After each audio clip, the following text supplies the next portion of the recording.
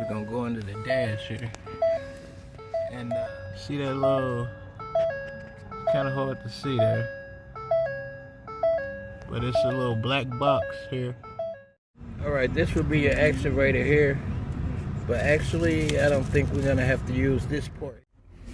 Alright, we got the old one out, and basically all I need is a short screwdriver for the ones I can't reach, and then a longer one to go through the hair to reach across to the actuator.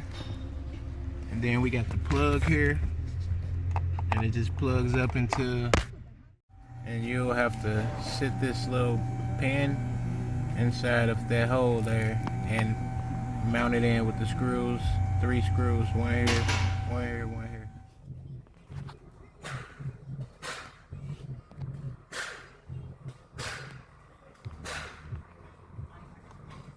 And that's the 3rd screw.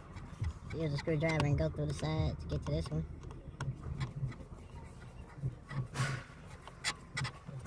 Let's go ahead and hook up the power plug back in. It should snap.